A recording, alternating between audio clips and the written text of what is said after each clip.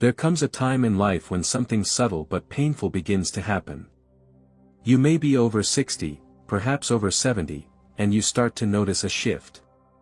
The children you once guided now interrupt you. The advice you once gave freely is now dismissed. The tone changes. The patience shortens. And sometimes, without anyone saying it directly, you feel less respected than you once were. If you felt this, you're not alone. What many people don't realize is that these changes are not just emotional. They are behavioral patterns that develop slowly over time. And just like physical health, relationships give warning signs before serious damage occurs. The good news is this: those signs can be understood. And they can be addressed. After 60, your role evolves. But that does not mean your value decreases. In fact, how you respond during this phase often determines how others treat you moving forward. By the end of this video, you'll know exactly what to look for, what may be unintentionally causing the shift in respect, and what calm, practical actions can restore your presence and dignity. In this video, we'll explore 6 powerful signs and behavioral shifts that can transform how your children see you, without anger, without conflict, and without resentment. Let's begin. Sign 1: Overchasing approval. One of the most common shifts happens quietly. You begin saying yes more often than you should. You rearrange your schedule. You avoid disagreeing. You try to keep the peace at all costs. At first, this feels loving. But over time, it can reduce respect. Psychologists have long observed that consistent over-accommodation changes relationship dynamics. When one person constantly adjusts, the other unconsciously assumes priority. It's not cruelty. It's conditioning. Imagine 2 mothers, both 72. Sharon says yes to every request, even when exhausted. She hides her opinions to avoid tension. Carol, on the other hand, helps when she genuinely can, but calmly says no when needed. She speaks her mind respectfully. Years pass. Sharon feels overlooked. Dorothy feels heard. If left unchecked, constant approval-seeking sends a message: my needs come second. And once that message is repeated enough times, others begin to believe it. Biologically, this behavior often increases with age because we fear losing connection. The brain becomes more sensitive to rejection. But reacting from fear rarely earns respect.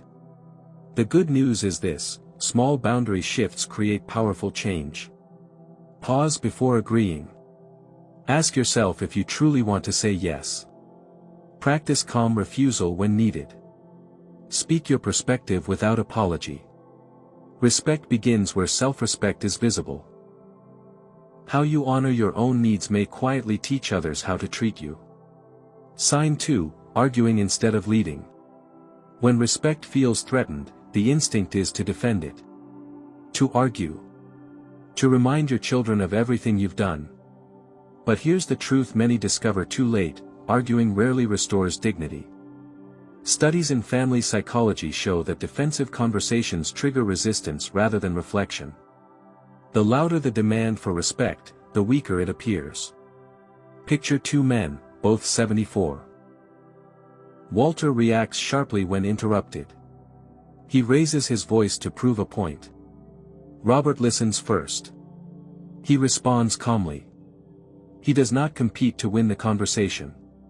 He speaks with steady authority. Over time, Robert's words carry more weight. When you argue from frustration, you hand emotional control to the other person. On the other hand, when you maintain composure, you demonstrate inner strength. If left unchecked, repeated conflict reinforces a cycle of tension. And biologically, frequent stress elevates cortisol, which affects mood, clarity, and even cardiovascular health. The practical shift is simple but powerful. Slow your response. Lower your tone. Speak fewer words, not more. Carry yourself as someone who does not need to prove their worth. If you're still watching, comment number 2 below.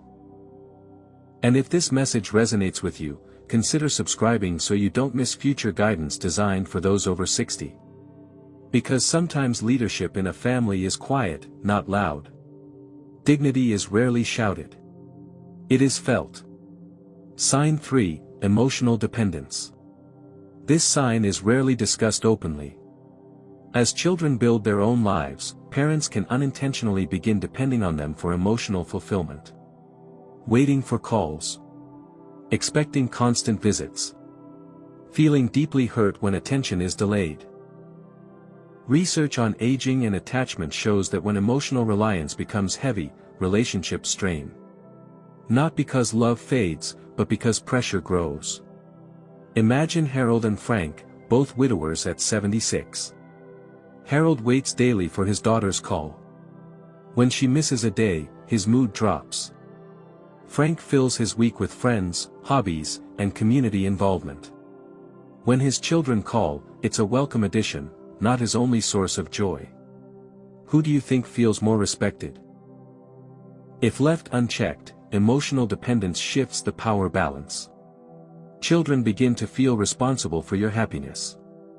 That responsibility can create distance. Biologically, loneliness activates the same neural pathways as physical pain.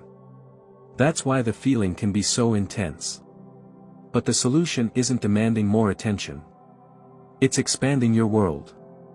Join a group. Rekindle old interests. Strengthen friendships.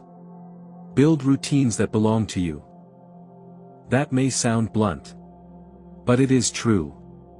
Family systems research confirms that unclear boundaries create unstable hierarchies. When expectations are not expressed calmly and firmly, disrespect can become normalized. Consider two fathers, both 73.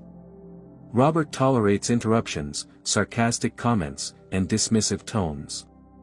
He says nothing to avoid conflict. James calmly says, "I'd like to finish speaking." When necessary, he removes himself from disrespectful situations. Over time, the tone around James changes.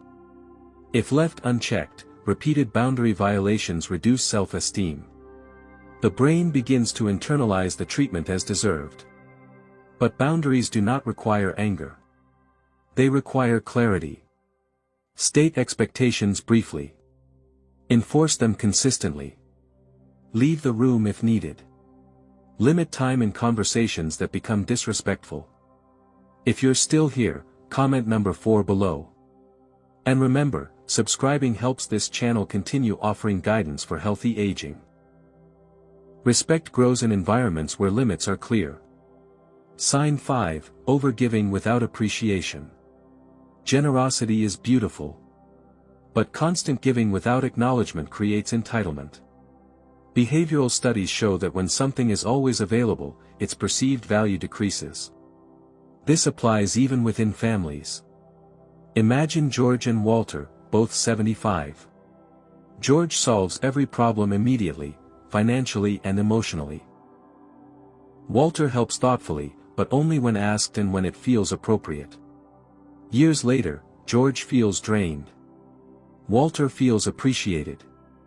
If left unchecked, overextending yourself erodes both energy and esteem. And biologically, chronic stress from overcommitment weakens immunity and sleep quality. The practical shift is measured generosity.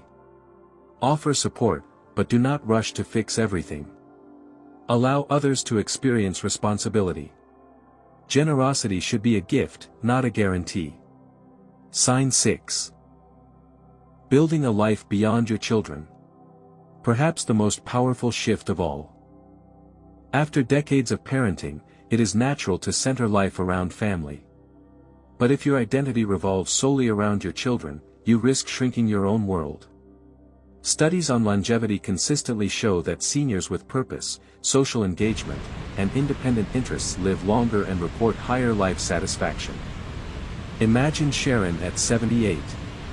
After retirement, she joins a book club, volunteers weekly, and travels with friends. Her children see her as vibrant and engaged. They call not out of obligation, but admiration. Purpose changes perception. If left unchecked, isolation narrows identity. But expanding your world expands how others see you.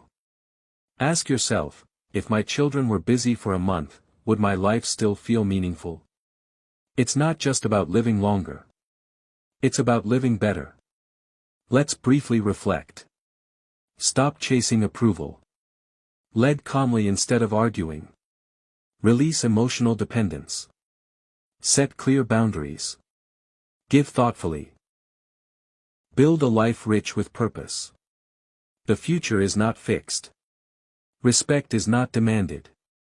It is demonstrated through self-respect, emotional strength, and purposeful living. Small changes, repeated daily, reshape how others respond to you. Longevity isn't about luck. It's about the choices you make each day, in your health, your habits, and your relationships. And the way you carry yourself today may quietly define how you are treated tomorrow. It's not just about living longer. It's about living better.